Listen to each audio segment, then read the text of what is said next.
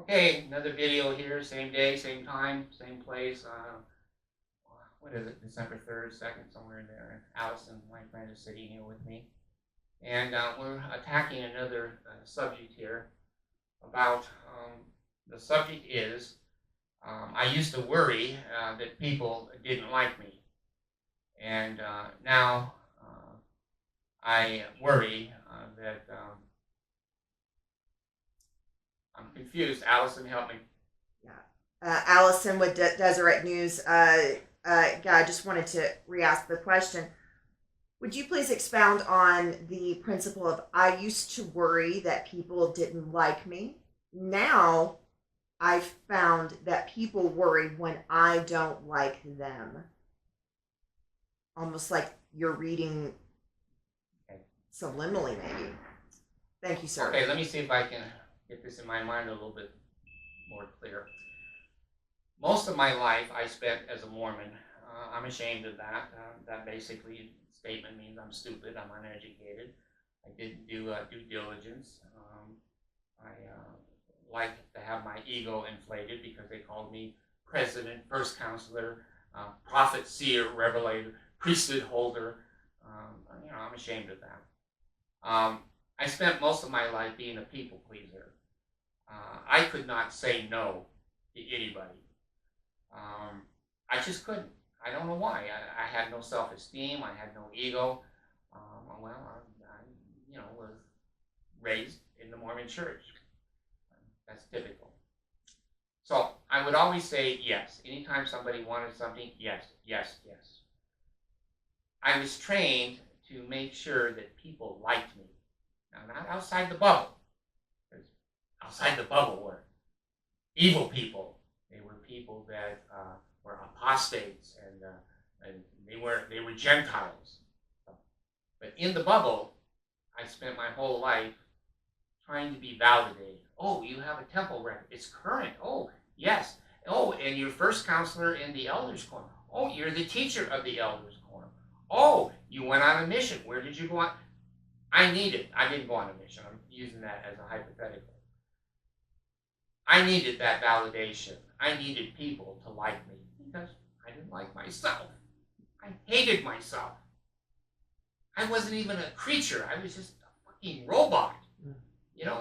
They dressed me in magic underwear. They fed me no coffee, no tea, no tobacco.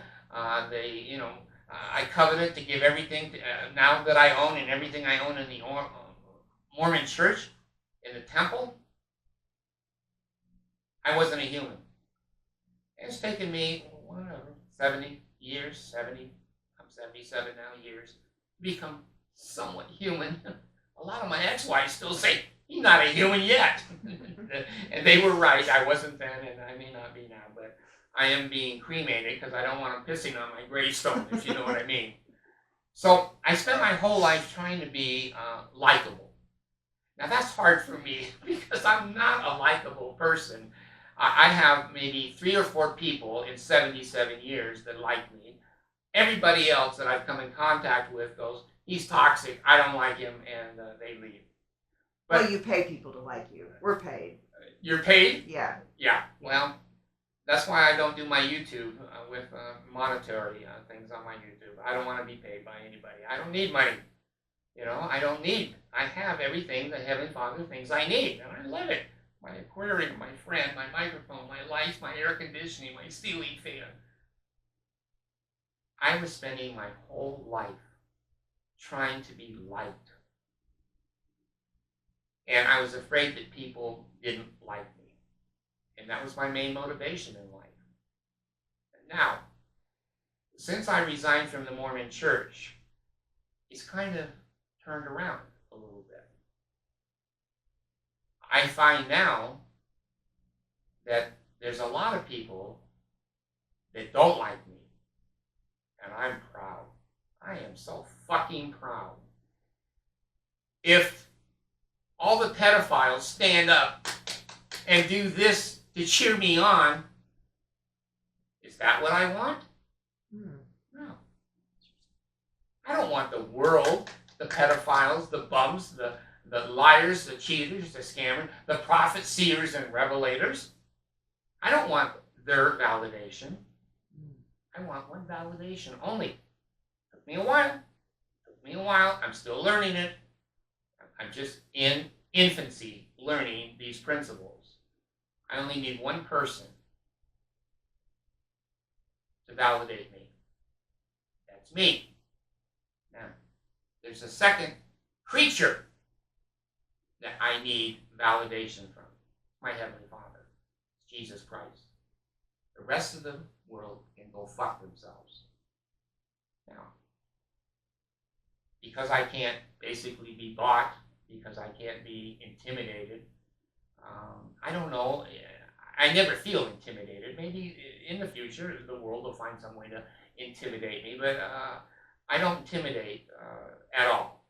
People don't scare me. I scare them.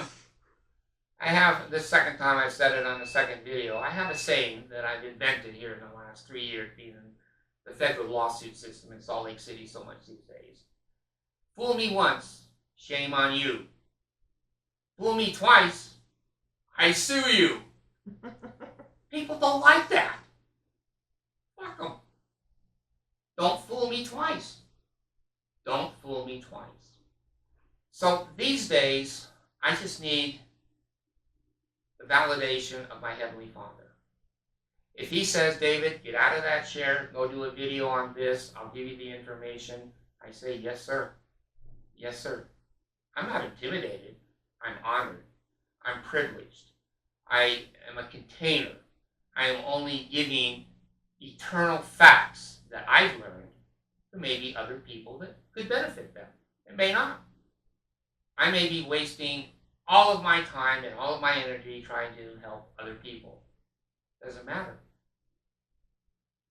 He blesses me regardless of whether this blesses other people. Listen and obey. Listen and obey. I made this comment on the video. More words are not more truth.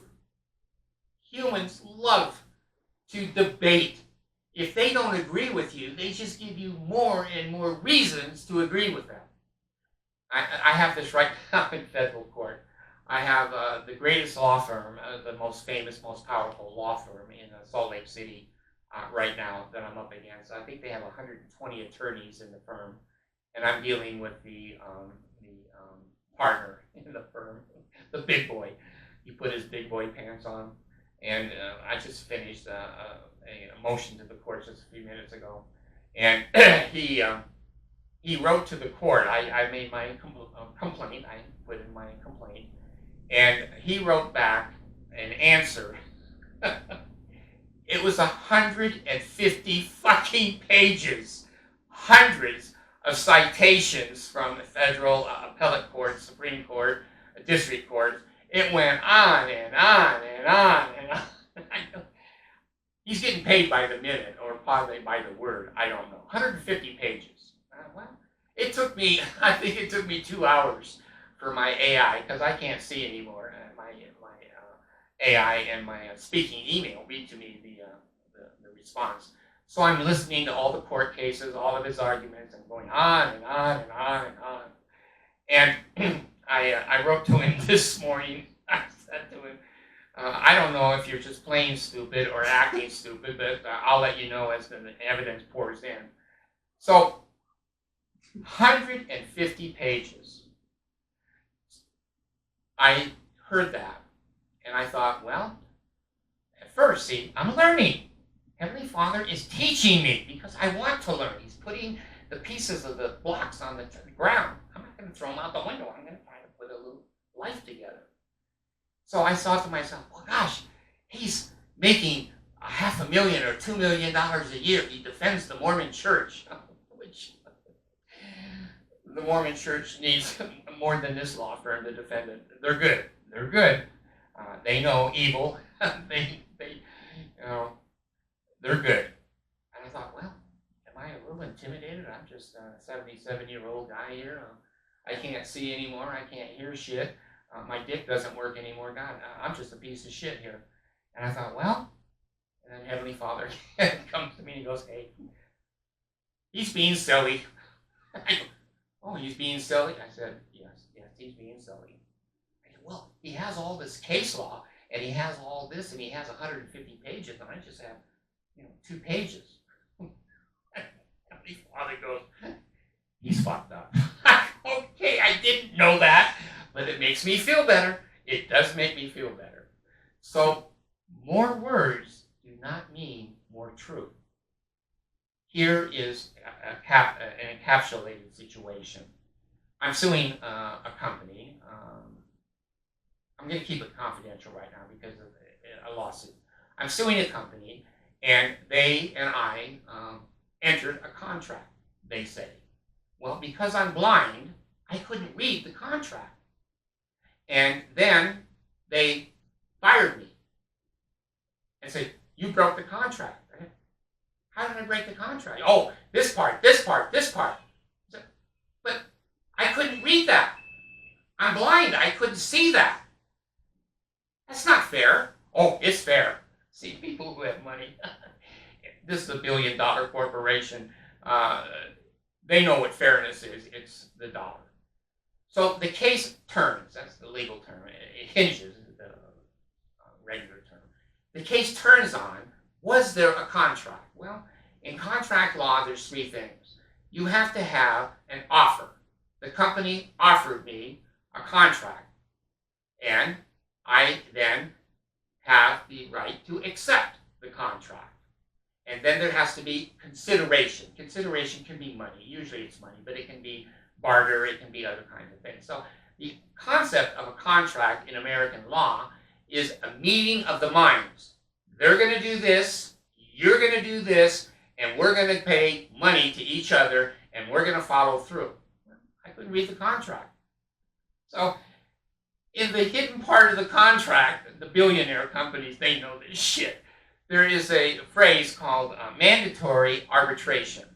Mandatory arbitration is a legal term. It's a federal term. But the barred form is you're fucked. You're fucked. Never get into a mandatory contract that has mandatory arbitration. It means you can't go to court. You can't sue them. You are going to just kiss their ass. They can fuck you over and over again, throw you against the wall, not buy you dinner, and fuck you again and again. That's arbitration. It's their own little court system, and basically the company says, we don't own that court system, but they pay for the court system and all the people in it, so guess who those employees are going to side with? Well, here it is. Was it a contract? That's what it is. It's a simple concept. It's not 150 fucking pages that you have to do arbitration. You signed arbitration. I go, wait a minute. Did I sign arbitration because I couldn't read it? You tricked me. And in contract law, if there's trickery or if it's one-sided or whatever, the contract can be null and void. So I wrote back just a couple of days ago, and I said, this basically hinges on, is there a contract? Well, this law firm, I'm sure they've had at least $100,000 retainer, and I think they've spent $50,000 of it so far, and we haven't even got to the answers to the complaint. This is going to cost them, they're going to be people that don't like me. I think they're going to be people that don't like me. I'm sure. So anyway, they wrote back. This time it was only 7 pages because they're running, I think, out of money and out of time. And I said to the big, powerful Utah law firm, are you being paid by the hour or by the word? 150 pages. So anyway, he put in a 7-page response saying the same thing that he said in the 150 pages. Now, this isn't the brightest star of the sky. Remember, justice has very little to do with God's justice. Man's justice is an abortion of the way Heavenly Father does things. If you've got the time and you've got the money and you can outlast your opponent and you can put more pages in the court on the docket, you're going to win. Justice has not a damn thing to do with it. Not a thing to do whether you win or lose. Justice in our system is not there. That's why I quit law school. after the first year of law school, I realized that, and I said, I'm not going to be part of this group. So anyway, he wrote a 7-page response, and this morning I wrote back a half a page response. More words don't mean more truth. Was there a contract? I could not read the contract. Did I have accessibility to be able to know what I was getting into? Yes or no? 150 pages, 200 citations, page after page after page. Now, in the court system in Salt Lake City, do you think I'm going to win? Do you think the bar is going to win shit in Salt Lake City? The judge in charge of my case graduated from Yale, high law school. Yale is like Harvard, Princeton. But his undergraduate is BYU. God damn, he's wearing garments. And he's going to see my videos, and when I appear in court and I'm on the video camera, he's going to look for the happy face for garments, and he's going to go, fuck the bar. Well, Heavenly Father says, don't worry about it.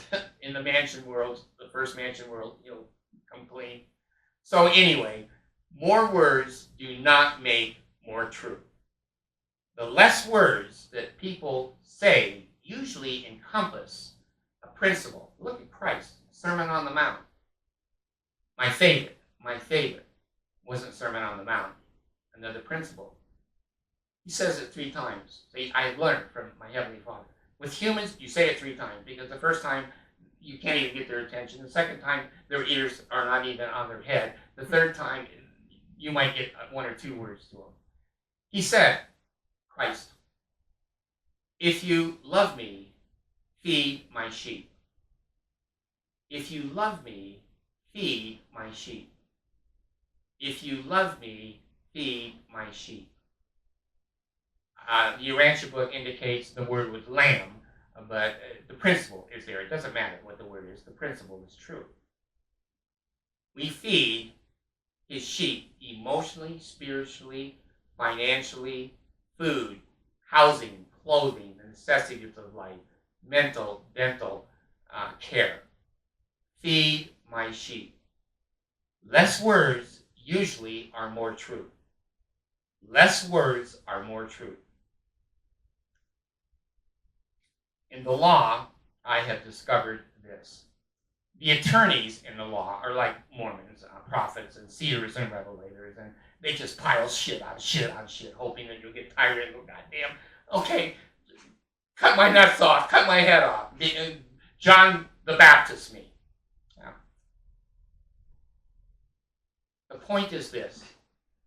Feed my sheep. More words do not make more truth. We can say in 2 or 3 words, feed my sheep. Look at the spectacular, incomprehensible principle. Feed my sheep. 3 words. Feed my sheep. Blessed are the poor. Blessed are the meek. Forgive 70 times 70. Turn the other cheek. Go, sin no more. God is a master of principles of communication in very, very few words. Man is the fool. Man is the idiot. Oratories and counseling and pages and books and volumes of words that really mean pretty much nothing. So we'll see. I may have to come on the video and I'll have no head and my nuts will be gone and the federal court in Salt Lake City screwed the bar, if you know what I mean. So anyway, the principles are that more words do not make more truth. Many times, less